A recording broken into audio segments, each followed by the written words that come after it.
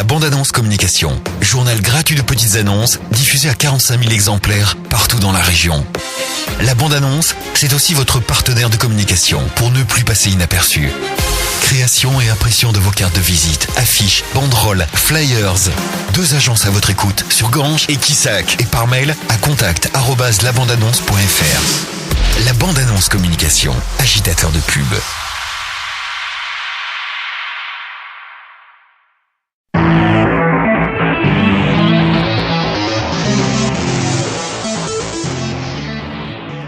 Et à présent, votre journal local en ce vendredi 5 décembre sur Radio Valrog. Hier soir, à Valrog se tenait une réunion d'information sur le PPRI, plan de prévention des risques d'inondation. Et il y avait du monde, une trentaine de personnes contre une dizaine, par exemple à Anduze récemment. Une ville encore plus exposée pourtant aux risques d'inondation que Valrog. Cette soirée a été l'occasion d'apprendre beaucoup de choses, que la référence crue à Valrog, c'est celle de 1900 avec un cumul de précipitations de 950 mm en 10 heures. L'eau était montée au premier étage sur le quai André Chanson et avait endommagé la porte du temple protestant. Et sachez que le dispositif catastrophe naturelle existe depuis 1982 et qu'il est financé par le contribuable. Sur votre cotisation d'assurance, 12% sont attribués à ce fonds de solidarité. À sa création, c'était seulement 3%. Et le Gard est traditionnellement le département de France qui profite le plus de cette solidarité nationale. Il perçoit 8 fois plus qu'il ne cotise.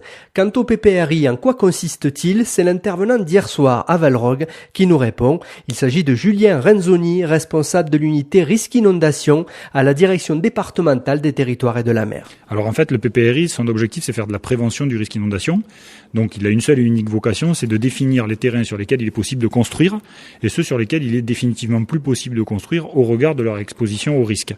Ils sont connectés aux documents d'urbanisme dans la mesure où ce plan de prévention des risques, il vit tout seul, c'est un document qui vit tout seul et qui est approuvé par le préfet.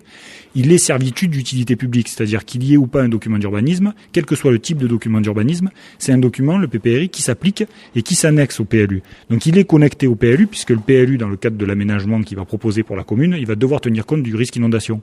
Et c'est le PPRI qui dira ce dont il faut tenir compte pour élaborer le PLU. Mais c'est effectivement 2 documents qui sont séparés et le PPRI s'impose au PLU. Il n'est pas révisable une fois qu'il est fait. On ne peut plus construire aux endroits les plus risqués. Alors effectivement, le document PPRI, une fois qu'il est approuvé, il n'a pas de fin de vie. La seule raison pour laquelle on pourrait envisager de le réviser, c'est si on vient connaître un événement supérieur à celui qui avait été pris en compte et qui vient à identifier des nouvelles zones inondables qu'on n'avait pas identifiées jusque-là. Mais sinon, il n'y a aucune raison de réviser le document.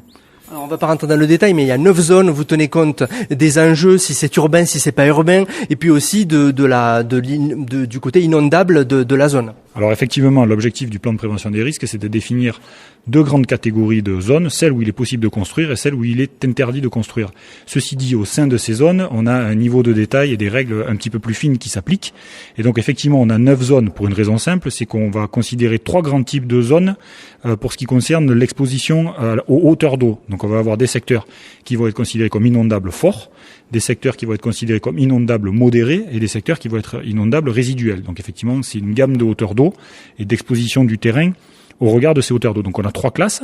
Et les enjeux, c'est-à-dire les secteurs sur lesquels on a ou pas des habitations, on va avoir aussi 3 catégories.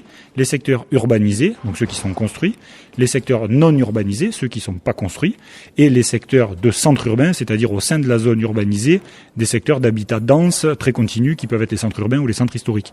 Donc on a 3 zones d'enjeux. 3 zones d'aléas, on va croiser tout ça, ça va nous faire 9 zones. Au sein de ces 9 zones, on va avoir des règlements différenciés, mais ces 9 zones vont donner naissance à 2 grandes catégories, les terrains constructibles et les terrains inconstructibles, et avec des règles qui vont évoluer en fonction de la zone dans laquelle on est en fonction de ces 9 zones. Julien Renzoni, responsable de l'unité risque inondation à la direction départementale des territoires et de la mer, pour nous parler de ce PPRI, plan de prévention des risques d'inondation à Valrog, à retrouver à la demi dans l'invité du jour, une interview de 7 minutes. Et sachez que ce PPRI, les habitants de Valrog peuvent contribuer à le faire évoluer dans le cadre de l'enquête publique d'1 mois qui aura lieu dans le village du 5 janvier au 6 février. Les documents sont consultables en mairie, mais également sur le site de la préfecture du Gard. Les manifestations consacrées au Téléthon débutent dès aujourd'hui avec les coureurs du village de Beauvoisin qui effectuent un relais. Ils sont une quarantaine à faire le tour du Gard et passent par l'Égoal grâce à la solidarité des habitants de l'Espérou et ils y font aujourd'hui une halte repas. Demain, samedi, ne ratez pas le Téléthon à Valrogue devant le temple avec la participation de 2 chorales ainsi que de l'association L'Étoile Sportive. De nombreuses animations vous seront proposées de 9h à 13h. Aujourd'hui, animation Téléthon également à Saint-André de Magincoul, au château, dès 18h, avec pour 10 € dégustation de vin chaud, soupe à l'oignon, salade de pommes de terre œufs durs. Tous les participants peuvent apporter un plat salé ou sucré qui sera partagé. Ensuite aura lieu la décoration du sapin du Téléthon et des contes seront racontés aux enfants, comme avant au coin du feu.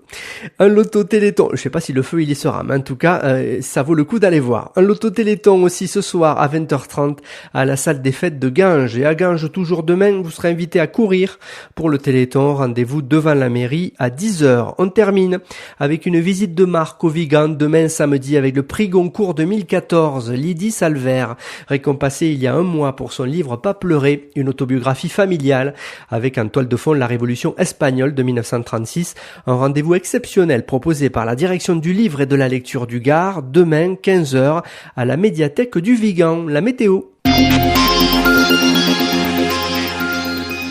Journée pluvieuse aujourd'hui sur Valrogue, le Vigan et Ganges, des éclaircies demain et un beau soleil dimanche avec aussi du vent. Les maximales sont fraîches, entre 5 et 7 degrés. En ce 5 décembre, bonne fête à toutes les Barbaras, intuitives et rêveuses. Sainte Barbe ou Barbara, patronne des pompiers et des artilleurs. Le dicton du jour, lorsque le tonnerre tombera, Sainte Barbe te gardera.